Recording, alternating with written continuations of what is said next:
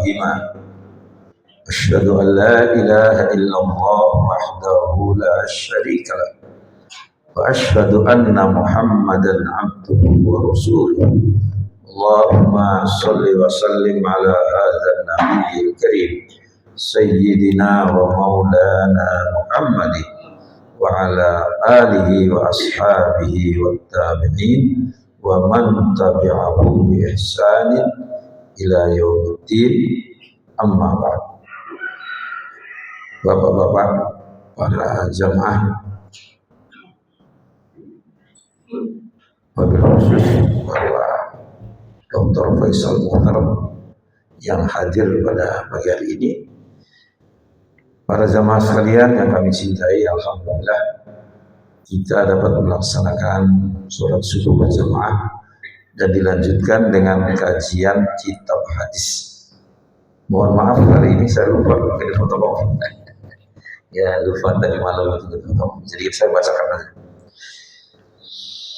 Para jemaah sekalian, di dalam ajaran agama Islam tegaskan bahwa setiap amal perbuatan seorang, aktivitas dan lain-lainnya akan dibalas sesuai dengan amalnya.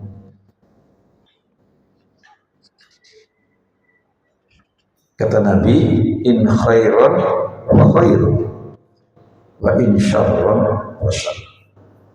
Apabila amal perbuatan kita itu baik, dibalas kebaikan. Dan apabila aktivitas kita atau amal kita buruk, dibalas keburukan. Dalam hal ini Quran juga menjelaskan begitu. In ahsantum ahsantum li anfusikum wa in asa'tum. Jika kalian berbuat baik, maka kebaikan itu untuk diri kalian sendiri. Wa in asa'tum, jika kalian berbuat buruk, maka akibatnya kamu rasakan juga. Jadi itulah semua dikembalikan kepada amal kita masing-masing. Nah, apakah kalau kita berbuat baik itu orang tua kita dapat kebaikan, yaitu amal orang tua kita sendiri? Ya, bukan berarti amal kita untuk orang tua, bukan. Saya ambil contoh, saya menyelesaikan Quran saya sampai khatam dari ibu saya, ibunya sampai khatam. Nah, setiap saya mengajarkan Al-Quran, ibu saya dapat bagian, bukan amal saya, amal ibu saya, karena dia termasuk berbuat baik kepada orang tua yang sudah ada adalah wa antakuna sholihan, hendaklah engkau sekalian menjadi orang-orang yang soleh. Otomatis itu ya. Hadis Abi Hurairah, hadis dari Abi Hurairah radhiyallahu anhu, beliau menginformasikan, apa kata beliau? Qala, bersabda Rasulullah sallallahu alaihi wasallam, idza ahsana ahadukum islamahu, apabila salah seorang di antaramu memperbagus, memperindah, ya, menyempurnakan keislamannya, fa kullu hasanatin ta'maluha tuktabu lahu bi asyri amsalha. Maka setiap kebajikan yang dia lakukan, ya, tuktabu, ditulis lahu baginya bi asyri amsalha, ditetapkan 10 kali lipat. Itu minimal. Kata Al-Quran, man jabil hasanati walahu asyru amsalha wa man jabis sayyiati fala yujza illa mislah. Itu Al-Quran. Jadi jelas, ya, tuktabu lahu bi asyri amsalha, ditetapkan baginya 10 kali lipat dari kebajikan itu. Ila sab'inati di'afin, sampai 700 kali. Masalul ladzina yunfiquna amwalahum fi sabilillahi kama khali habbatin ambatat sab'a sanabil fi kulli sumbulatin mi'atu habbah. Al-Quran. Perumpamaan orang-orang yang menafkahkan atau membelanjakan harta yang jalan Allah, kama khali habbatin, seperti satu biji yang tumbuh menjadi 7 cabang, 7 biji. dan setiap bulannya itu mi'atu habah 100, 7 kali 100 kali 700, bahkan lebih pada zaman sekalian ya, ila sab'i mi'ati dhifin, bahkan lebih. Awal asal apa yang lebih misalnya ibadah siang Bapak ya, ibadah siang itu kullu amal ibni Adam lah, ini dalam hadis qudsi ya, setiap amal seorang manusia baginya sendiri, bagi dia sendiri, illa shaum, kecuali puasa. Kenapa? Fa innahu li, puasa itu untukku, wa ana ajzibi, dan aku yang langsung memberikan balasan. Luar biasa, lebih dari itu juga dijelaskan ya.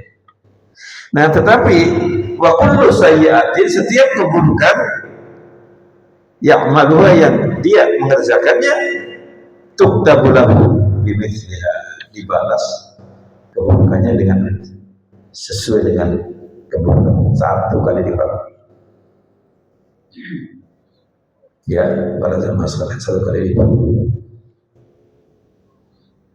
Nah maka Bapak-bapak, inilah yang dikatakan umat Islam itu kalau dia Islamnya baik selalu beruntung dimanapun,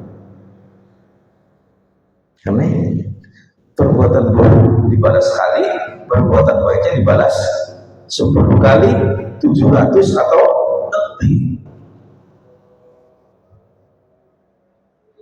Tapi nggak bisa dipahami kemudian, ya kalau kita baik kan berbuat baik kan 700, kita berbuat baik 1 kali, berarti kita boleh berbuat baik. Nggak bisa ya.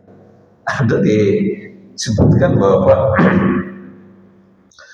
seorang yang menampakkan diri seorang ulama besar, seorang berpakaian tingkah lakunya mana-mana, orang hormat kagum ke dia, luar biasa orang ini punya malu ya, pada zaman sekalian luar biasa malunya orang. Nah kemudian Imam Ja'far As-Shadiq ingin melihat ini perilaku orang ini, ulama ini yang luar biasa ya, pengaruhnya itu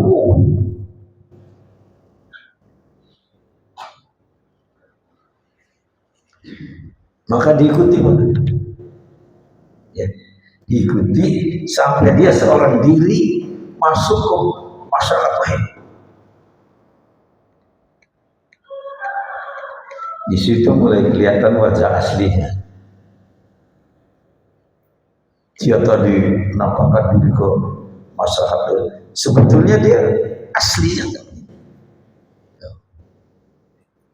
Nah, lebih kaget lagi Imam Ja'far As-Shadiq ketika melihat ulama itu masuk ke toko roti,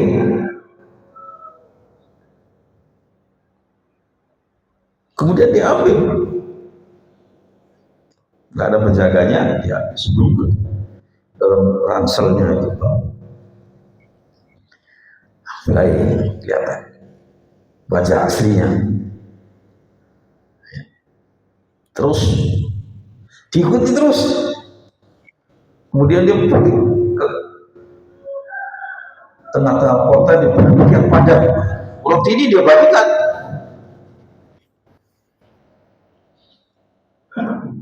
Dia sendiri nggak ngambil. Nah gitu udah dibagikan, Imam Ja'far As-Shadiq ditanya, Bu, kenapa kamu mencuri roti?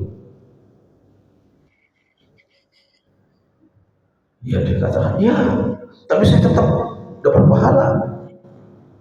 Mengapa? Karena saya mencuri roti kan dosanya 1. Nah sekarang saya sedekah, berarti pahalanya 700 sekali diambil 1, masih banyak pahala. Nah ini menunjukkan orang agamanya nggak betul, meskipun penampilannya oke. Jadi banyak orang-orang yang menjaga citra, sebetulnya dia agak baik. Oleh karena itu Bapak kalau kita melihat orang, jangan orang jauh-jauh, Pak, orang yang dekat, supaya kita tahu aktivitas sehari-harinya. Ya, kalau orang-orang jauh kita kan sering percaya orang jauh, bertaunya di tempat sananya. Nah ini ya, jadi harus kita mengenal seorang ulama atau guru kita, harusnya kita kenal betul-betul keluarganya. Jangan cuma begini, ya, keliruan yang paling fatal. Ya. Kita lanjutkan hadis berikutnya. Nah itu untuk aja peringatan kita ya, Pak. Jangan sering kita terlalu mudah. Sebab banyak Pak, maaf Bapak. Ya, maaf ya. Sampai ada orang supaya dia dianggap wali, maaf. Dia dianggap wali. Itu ini orang tambahnya luar biasa. Apa ini mengganggu kayaknya namanya kayak orang bagus ya. Terlalu dekat. Coba.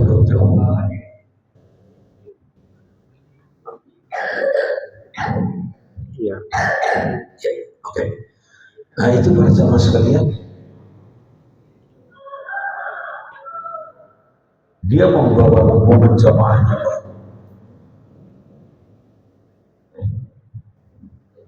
Sampai 3 bus.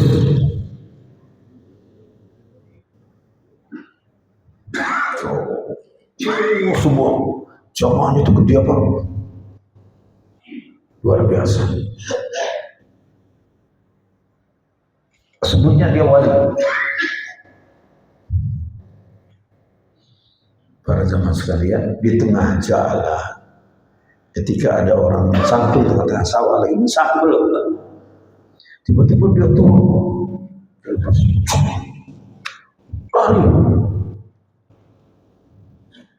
lari ke tengah sawah itu lagi orang ambil orang cium tangannya, semua orang akan cium tangan. Apa katanya? Itu Nabi hadir. Kata dia Nabi ditipu orang, Masya Allah. Sehingga orang dari zaman dia senang terus ketemu Nabi Khidir, ketemu ini. Nah ini hal-hal yang menipu yang sangat berbahaya. Apa tujuannya? Supaya dia mudah-mudahan mau. Orang yang disalami tadi Pak nggak ngerti, tiba-tiba orang sultan dia juga bingung. Ya, Nabi Khidir. Cerita ya teman-teman, sebetulnya Nabi Khidir dengan ulama itu. Masya Allah. Ya, saya dapat informasi ini dari orang dekatnya dia. Ya, jadi ini harus hati-hati. Ya, lihat perilaku dia dalam kehidupan sehari-hari supaya kita tidak dibohongi. Ya. Hadis Ibnu Abbas radhiyallahu anin Nabi, dari Nabi sallallahu alaihi wasallam, fi ma yarwi an rabbih, sebagaimana diriwayatkan dari Tuhannya azza wa jalla.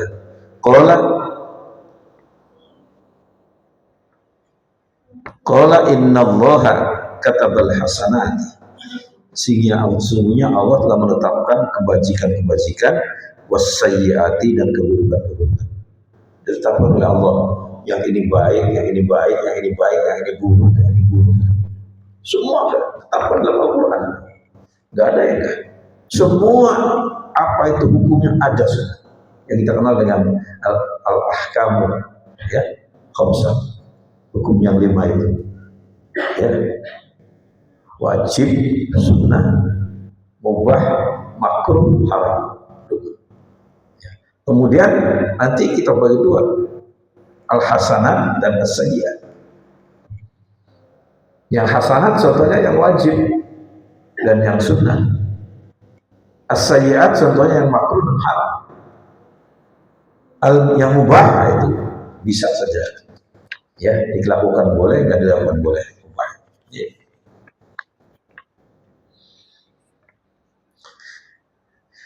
Summa bayyana dzalika, Kemudian Allah menjelaskan tentang hal itu.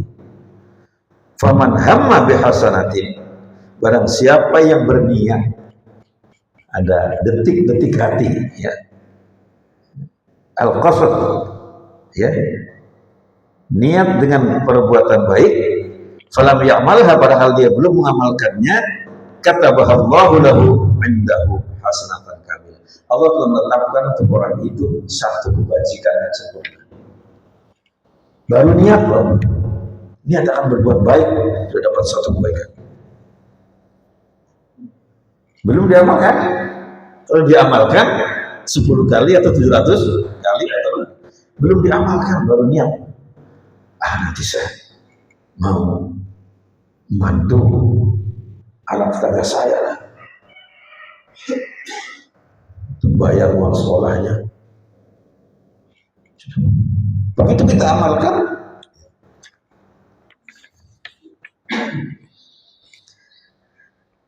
fa in huwa hamma biha, andai kata dia merencanakan hal itu atau meniatkan hal itu, fa'amilah, kemudian mengamalkannya, mengerjakannya, mewujudkan dalam perbuatannya, kata bahallahu, maka Allah menetapkan baginya, lahu baginya, indahu, di sampingnya, asyra hasanatin, 10 kebajikan, ila sab'i mi'ati dirham, sampai 700 kali. Baru niat kebajikan dapat 1, dilaksanakan dapat 10 kali minimal 700 atau lebih.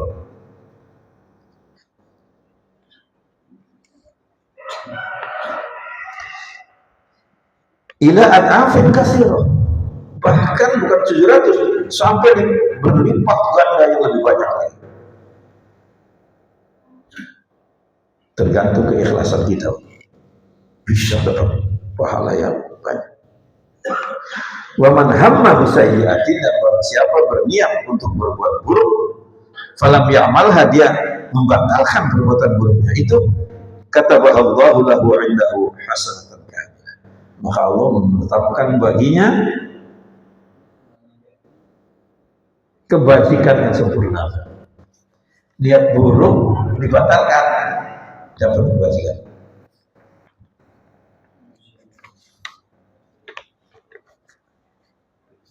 Ya. Fa in huwa hamma biha, apabila orang itu berniat untuk berbuat keburukan tadi, fa amilaha, kemudian dia mewujudkannya, merealisasikannya, katabahallahu lahu, ya, maka Allah menetapkan baginya 1 keburukan. Jadi dia terus niat nggak baik dilaksanakan 1 keburukan. Niat baik belum dilaksanakan sudah 1 kebajikan. Niat baik dilaksanakan dapat 10 kali 700 atau lebih. Ini semua ini hadis sahih Bukhari. Ya, marwahul Bukhari wa Muslim. Ya, inilah ketentuan-ketentuan bahwa setiap orang akan dibalas oleh Allah sesuai dengan amal ibadahnya masing-masing. Nah, jadi itu para teman sekalian ya. Saya ingin sampaikan itu tadi penting karena sering orang mengatakan, oh, orang itu masing-masing sesuai dengan amalnya. Ya betul, itu betul sekali. Di hadis tegaskan, ya, semua orang itu sesuai dengan amalnya. Tetapi dengan amal seorang itu kita dapat berbuat kebaikan karena ada bantuan si A, si ada. Ada orang berbuat jahat, dapat bantuan dari si B dapat dosanya. Orang mau minum minuman keras, kita yang menyediakan minumannya, kita nggak minum, kena dosa. Menyediakan tempatnya untuk minum. Orang ada berbuat baik, pengajian, kita sendiri misalnya nggak sempat ikut ngaji, tapi ikut menyiapkan fotokopi bahannya, ya, persiapkan tempatnya, dapat bagian banyak untuk itu, ya. Wala taziru wa ziratun isru itu terang ya, di Al-Quran. Hadis berikutnya hadis Abdullah bin Mas'ud. Hadis dari Abdullah bin Mas'ud menginformasikan qala bersabda Rasulullah sallallahu alaihi wasallam man halafa ala yamini, barang siapa yang bersumpah dengan suatu sumpah liyaqtati'a biha ma lam ri'in muslim, dengan sumpah itu dia bermaksud untuk mengambil harta orang lain dengan tidak halal, ya, berbohong ingin mengambil harta orang lain. Laki Allah, dia akan jumpa dengan Allah di hari kiamat, wa huwa alaihi ghadban, Allah murka sekali sama dia. Katanya ghadban, bahasa Arab itu sangat marah, sangat murka sama dia. Fa'anzalallahu, maka Allah menurunkan tasdiq dzalika, membenarkan hal seperti ini. Innal ladzina yashtaruna bi ahdillahi wa aymanihim tsamanan qalila, sesungguhnya orang-orang yang berjual-belikan ya, terhadap janji Allah ya, dan sumpah-sumpah mereka dengan mencari tsamanan qalila ya, harga yang murah, ulaika la khalaqa lahum fil akhirah, mereka itu tidak ada bagian baginya fil akhirat, di akhirat. Ila akhir ayat ini menegaskan hadis tadi ya, pada jamaah sekalian. Qala, kemudian berkata Abdullah bin Mas'ud ya, fadakhala al-Ash'ath, maka masuklah al-Ash'ath Ibnu Qais bin Qais. Qala ma yuhaddithukum Abu Abdurrahman, apa yang diserahkan padamu oleh Abu Abdurrahman? Qulna kadza wa kadza, aku ceritakan begini. Qala, kemudian dia mengatakan fiyya unzila, ayat itu diturunkan tentang kasus saya, kata dia. Ya, sahabat Nabi, sahabat Nabi. Ayat itu diturunkan berkaitan dengan diriku. Kanat li bi'run fi ardibni ammi li, saya punya sumur, kata dia, tapi di tanahnya anak paman saya.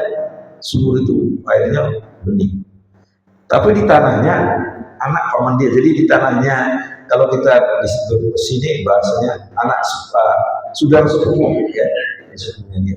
Kalau di daerah saya saudara misan ya, saudara misan tuh ketemu di kakek ya, ayahnya beda tapi kakeknya sama. Qala Nabi sallallahu alaihi wasallam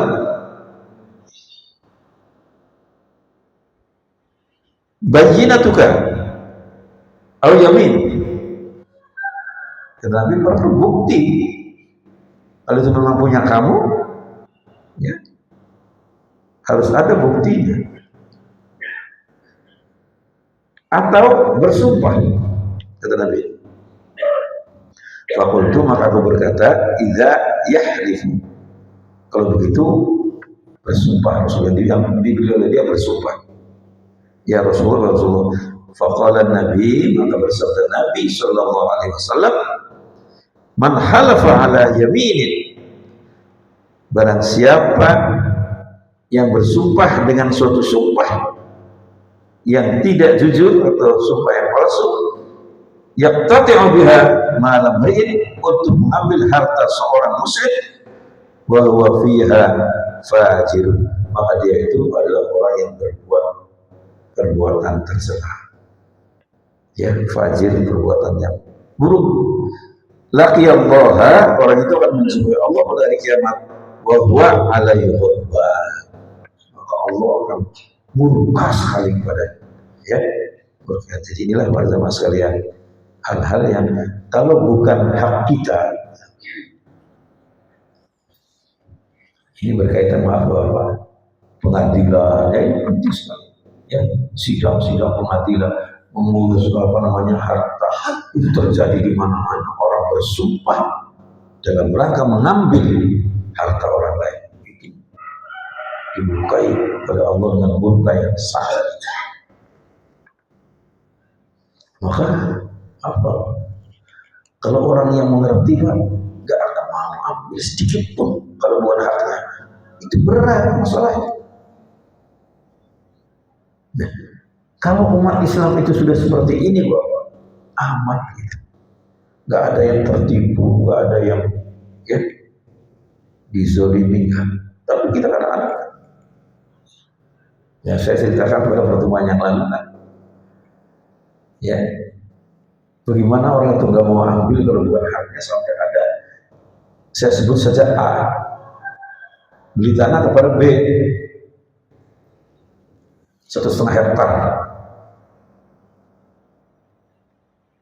Nah, waktu A itu menanam pohon kurma, kan harus dalam pohon di kalinya.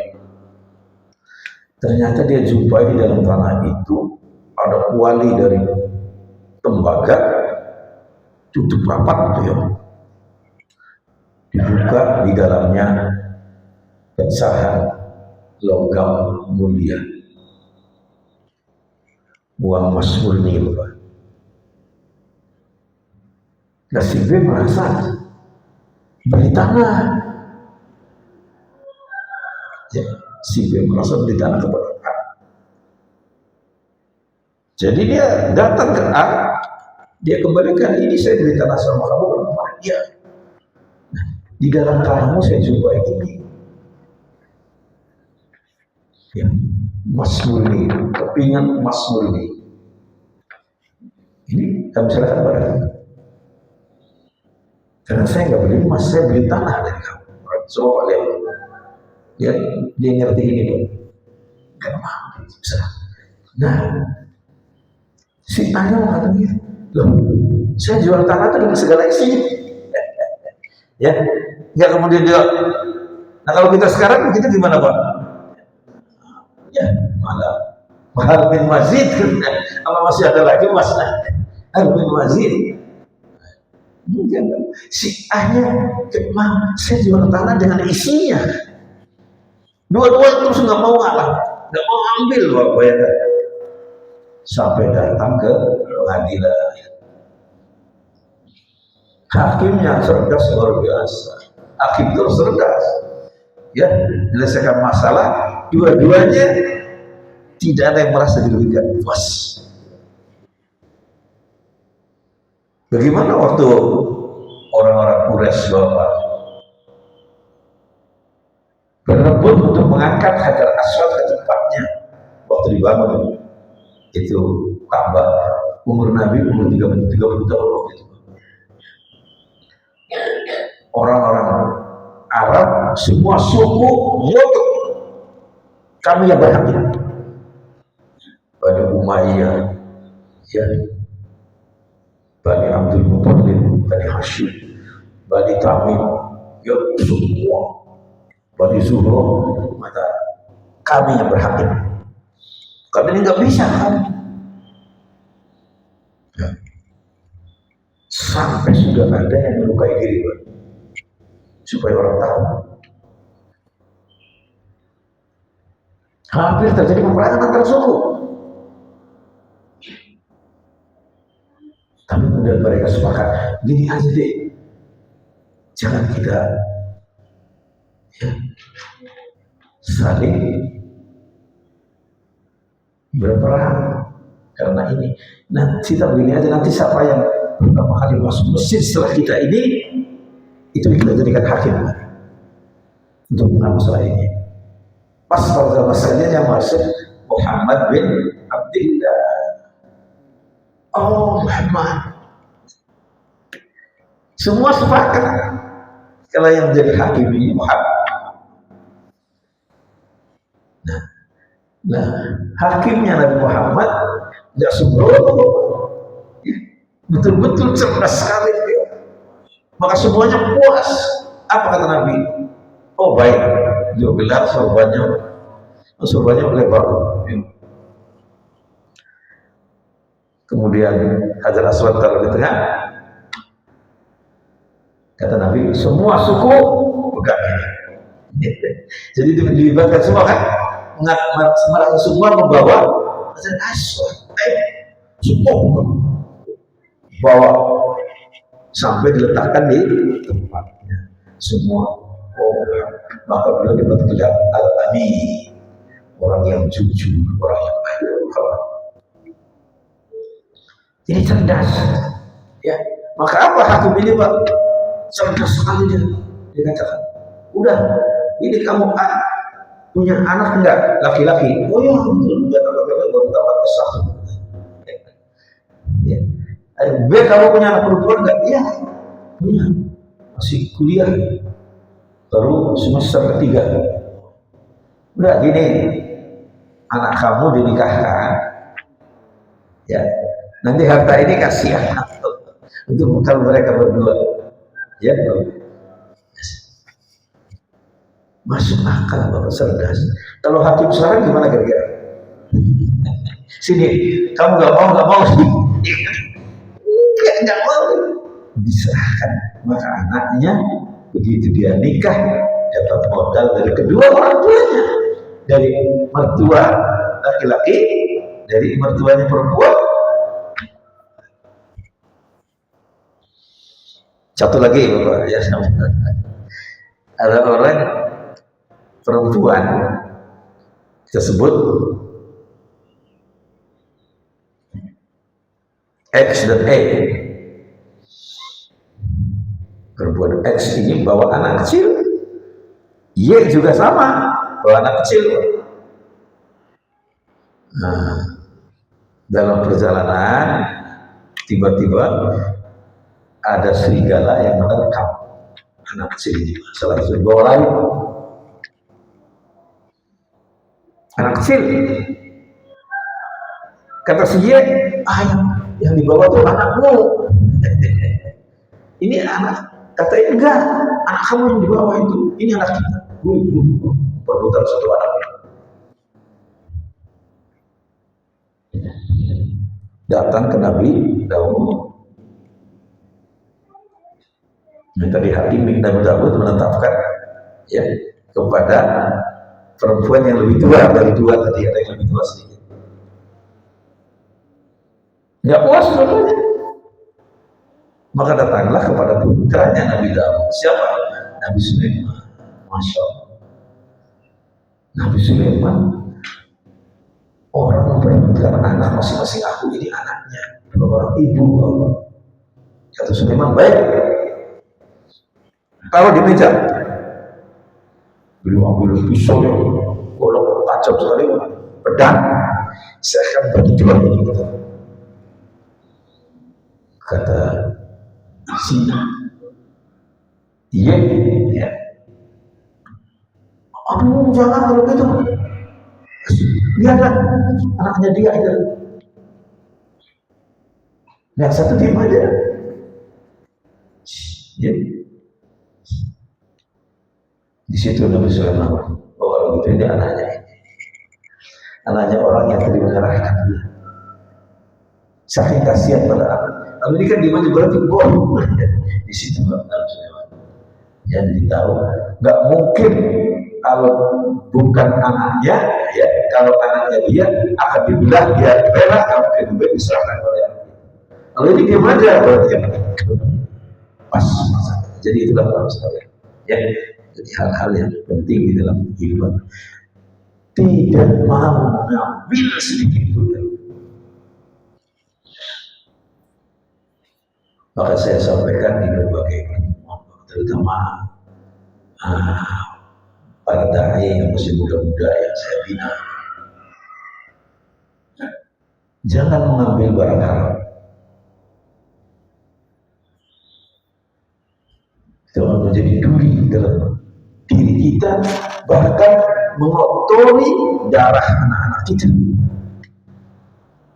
Kerugiannya tidak keturunan. Maka Nabi nyatakan, siapa yang menolak rezeki yang haram atau barang yang haram, nalahu fi halal, nanti dia akan memperolehnya setelah menjadi halal. Itu Siapa yang menolak haram, nanti rezekinya halal terus. Kalau sudah menerima yang haram, nanti rezekinya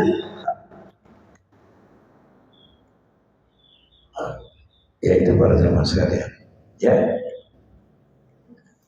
terjadi itu kemana-mana. Harus tolak ya. Nah, ada anak muda cerdas, pintar di kampungnya itu ada anak gadis,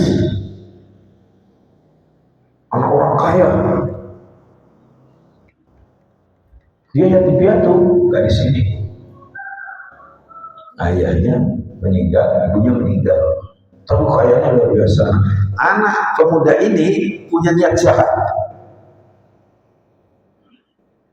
saya akan perkosa saja dia di rumah besar sendirian. Katanya saya bawa dari itu, dia pergi malam-malam jam 2 malam naik ke atap rumah, dia mau turun ke bawah, dia lagi lihat anak gadis itu habis tahajud masih pakai mukena ya, mukena lagi baca Quran bawah. Jam 2 malam habis tahajud baca Quran, lalu anak itu menangis, ya saya berubah banget akhlak perbuatan saya berubah. Dia sedang tahajud membaca Quran, kok saya naik ini akan mencuri, akan merampok, akan berdosa. Tobat dia nggak jadi. Lalu dia datang ke ulama, ada ulama sepuh di situ, dia ngaji terus, ngaji sekolah, sampai alim. Nah, si anak gadis itu kan nggak punya orang tua, dia merasa kayak sepuh di situ, yang orang tua sendiri. Dia datang, kiai atau syekh, saya ini nggak punya orang tua, saya mohon jodoh saya dicarikan. Dia tahu apa? Ya, kayak sebutannya nyari Pak untuk anak gadis ini yang orangnya baik, kaya raya, cari murid-muridnya. Ketemu anak itu lagi, ya anak yang tadi yang mau berbuat jahat nggak jadi, milih campurnya ke situ berkali-kali, ambil sini nama kata kiai, nah bapaknya, kamu mau gak saya nikahkan ya, dengan gadis itu. Kira-kira jawabannya gimana Pak? Ya, apa ditolak? Oh, ya, alhamdulillah dinikahkan dengan perempuan idaman dia, dapat menghormati semua orang, selamat ya.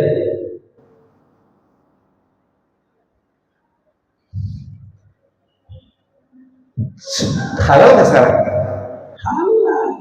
Yang dia nggak jadi ngambil yang haram tadi, dapatnya halal terhormat. Kalau dia dulu jadi memperkosa dan merampok, dia dulu ganti harganya.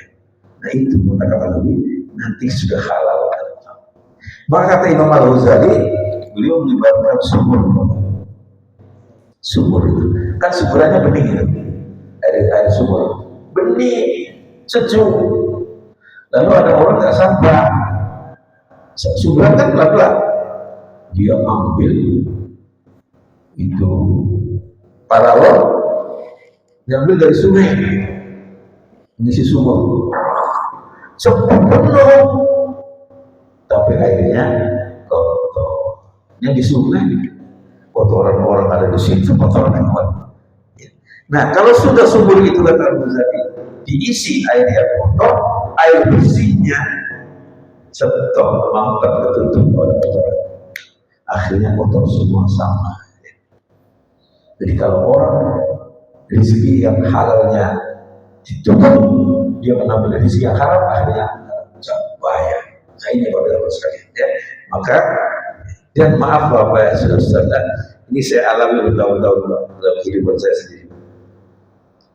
Berkali-kali saya menolak yang haram, tapi kemudian dapat lebih banyak dari itu. Ya, saya alami sendiri. Ya, saya alami sendiri. Banyak. Ya, salah satunya waktu saya dipercaya untuk membeli ATK dan mobiliar suatu perusahaan kantor, suatu sekolah besar. Saya ajak teman saya, tolong saya bilang Sari, udah kira-kira seminggu 10 hari dia datang, bisa teman dari kecil di SMA bareng SMP barengnya, jangan dapatnya.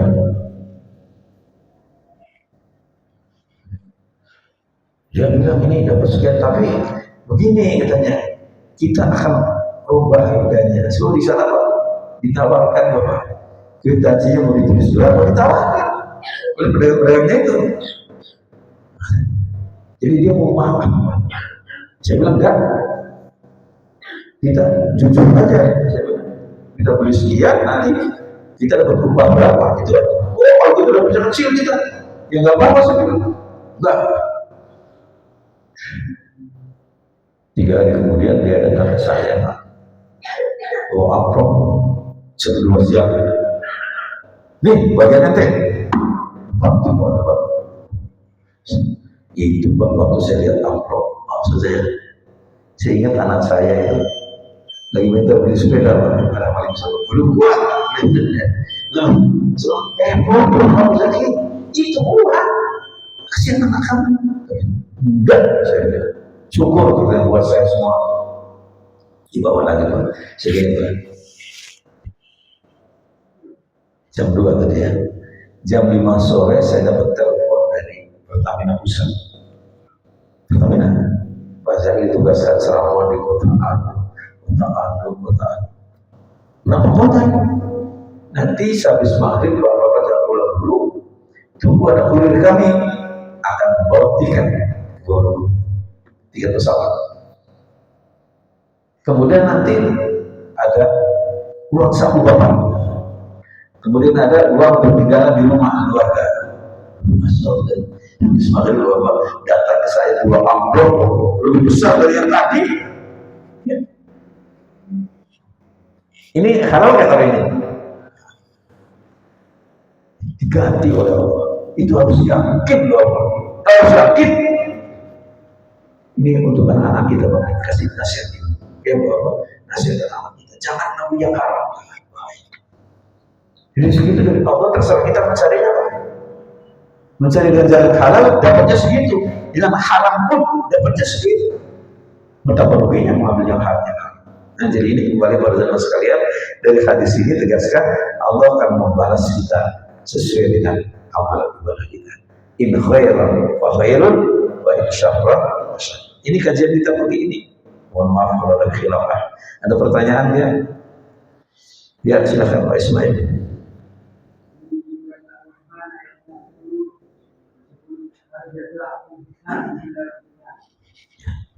Ya.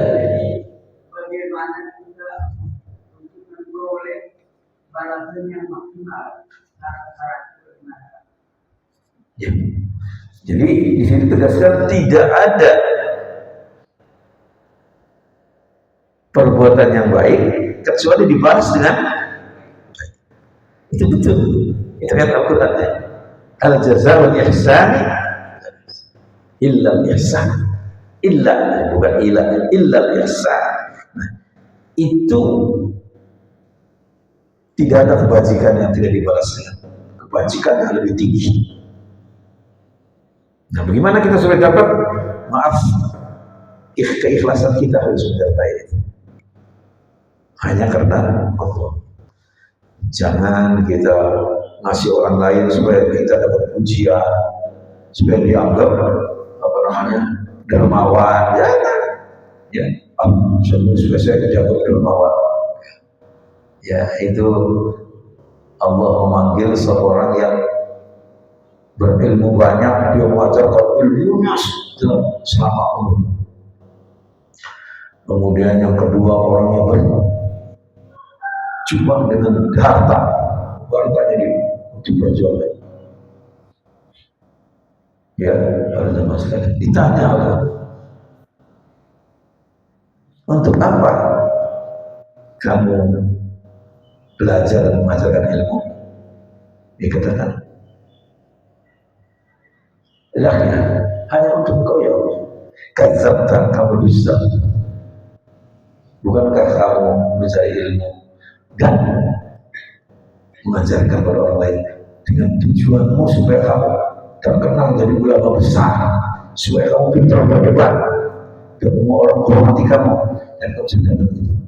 Fadlah hidupnya dilemparkan ulama itu ke neraka. Juga orang tadi kaya raya, untuk apa kamu belajarkan hartamu? Saya infakkan laki hanya untuk kau. Kata anda dusta. Bukankah kamu nafkahkan, belanjakan hartamu dengan kamu punya tujuan supaya disebut dermawan, supaya dia orang kaya, supaya ini masih banyak ya. Maaf Bapak, yang kita belum bersih di situ banyak Pak. Buktinya apa Pak? Kemudian kalau diumumkan itu sumbangan diumumkan 100.000 dari bulan, 200.000 dari bulan, 10.000 hamba Allah. Ada sedikit sebenarnya hamba Allah. 5.000 hamba Allah. Kalau 1 juta bulan. Nah, kan masih belum itu. Ya. Tapi kalau kita memberikan itu dengan tujuan kita supaya orang ikuti kita, bagus. Ya. Disebut namanya supaya orang ikuti, niatnya begitu. Tapi kalau niatnya kita ingin dipuji orang lain, ya, itu Pak ya. Ada jazaa'ul ihsani illa ihsan. Cukup, waktunya sudah habis jam 6. Kita akhirnya membaca hamdalah. Wal afu minkum, wassalamualaikum warahmatullahi wabarakatuh.